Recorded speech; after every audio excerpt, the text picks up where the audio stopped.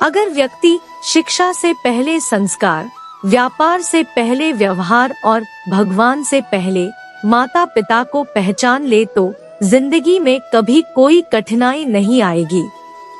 श्री कृष्ण जी कहते हैं कि अगर मनुष्य शिक्षा प्राप्त करने से पहले अच्छे संस्कार प्राप्त करे, व्यापार करने से पहले अच्छा व्यवहार सीखे और ईश्वर को पहचानने से पहले अपने माता पिता को पहचान ले, तो उस मनुष्य के जीवन में कभी भी कोई कठिनाइयां नहीं आती है। प्रेम एक ऐसा अनुभव है जो मनुष्य को कभी परास्त नहीं होने देता, और घृणा एक ऐसा अनुभव है जो मनुष्य को कभी जीतने नहीं देता। प्यार या प्रेम एक ऐसा एहसास है जो किसी भी इंसान को कभी भी असफल नहीं होने देता, और अहंकार या घृणा वह एहसास है जो किसी भी इंसान को कभी भी सफल नहीं होने देता। हर कीमती चीज को उठाने के लिए झुकना ही पड़ता है। माँ और पिता का आशीर्वाद भी इनमें से एक है।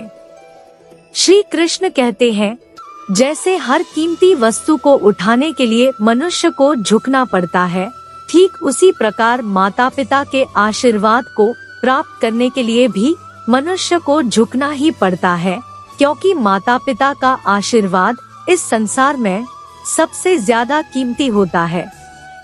जीवन ना तो भविष्य में है और ना ही अतीत में, जीवन तो बस इस पल में है, केवल इस पल में। जो मनुष्य अपने जीवन को अपने अतीत या अपने भूतकाल के भरोसे जीते हैं, उन्हें श्री कृष्ण मार्गदर्शन देते हुए कहते हैं कि मनुष्य का जीवन ना तो उनके भूतकाल में है और ना ही भविष्य काल में है।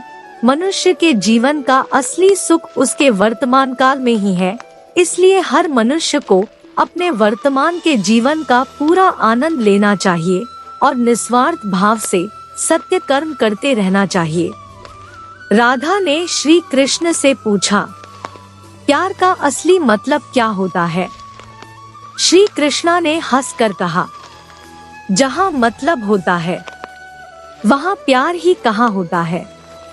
श्री कृष्ण कहते हैं कि जिस प्रेम के रिश्ते में स्वार्थ, अहंकार या मतलब होता है, वह रिश्ता प्रेम का रिश्ता कभी नहीं कहला सकता, क्योंकि प्रेम के रिश्ता निस्वार्थ होता है, यानी प्रेम के रिश्ते में कोई स्वार्थ नहीं होता। राधा कृष्ण का मिलना तो बस एक बहाना था, दुनिया को प्यार का सही मतलब समझाना था। श्री कृष्ण और राधा दोनों ने ही इस पृथ्वी पर कुछ विशेष कार्य को पूर्ण करने के लिए अवतार लिया था।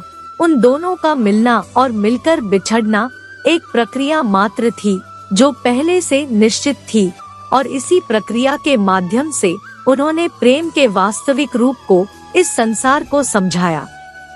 जीवन में आधे दुख इस कारण जन्म लेते हैं क्योंकि हमारी आशाएं बड़ी होती है। इन आशाओं का त्याग करके देखो, जीवन में सुख ही सुख है। मनुष्य के जीवन के दुखों का मुख्य कारण उसके खुद की आशाएं और इच्छाएं होती है। मनुष्य की इच्छाएं काफी प्रबल होती है, और जब मनुष्य की इच्छा के अनुरूप कार्य नहीं होता तो उसका मन दुखी होता है।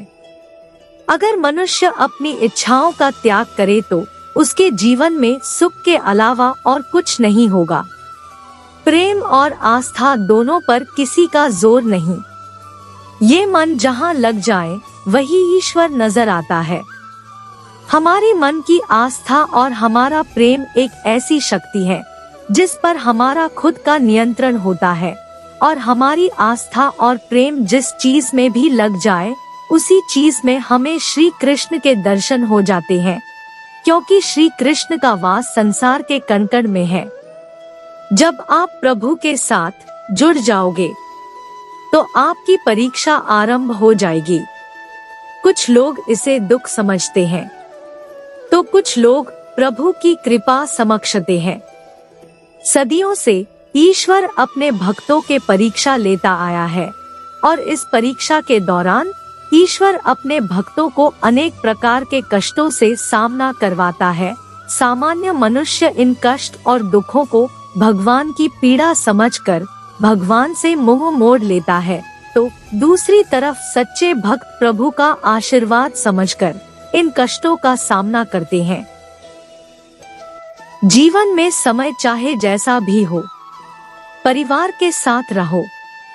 सुख हो तो बढ़ जाता है और दुख हो तो बट जाता है। मनुष्य के जीवन की परिस्थिति चाहे जैसी भी हो, उसे हर परिस्थिति में अपने परिवार के साथ रहना चाहिए। अगर उसके जीवन में सुख हो तो परिवार के साथ सुख और भी बढ़ जाएगा, और उसके जीवन में अगर दुख हो तो उसके परिवार के सहारे से वो दुख कम हो जाएगा। स्वार्थ से रिश्ते बनाने की कितनी भी कोशिश करें, वो कभी नहीं बनते हैं, और प्रेम से बने रिश्तों को कितना भी तोड़ने की कोशिश करें, वो कभी नहीं टूटते। श्री कृष्ण कहते हैं कि जिस रिश्ते की शुरुआत स्वार्थ से हो, वह रिश्ता कभी सफल नहीं हो पाता, और जिस रिश्ते की शुरुआत प्रेम से हो, उस रिश्ते को दुनिया की कोई भी ताकत नहीं तोड़ सकती। फल की अभिलाषा छोड़कर कर्म करने वाला पुरुष ही अपने जीवन को सफल बनाता है। जिस मनुष्य का अटूट विश्वास अपने कर्मों पर होता है, और जो मनुष्य अपने कर्मों पर सदा अडिग रहता है, वही मनुष्य जीवन में सफल हो पाता है। और जो मनुष्य सिर्फ फल की चिंता करता है और कर्म नहीं करता, उसे जीवन में सिर्फ असफलता ही प्राप्त होती है। वह जो सभी इच्छाएं त्याग देता है, मैं और मेरा की लालसा तथा भावना से मुक्त हो जाता है, उसे शांति प्राप्त होती है। जिस मनुष्य के मन से मैं या मेरा या अहंकार का भाव समाप्त हो जाता है, और जिसके मन में सांसारिक मोह माया की लालसा समाप्त हो जाती है, वही मनुष्य अंत में परम परमात्मा की शरण को प्राप्त करता है। बुराई तो तुम्हें हजारों की भीड़ में भी तुम्हें ढूंढ लेगी।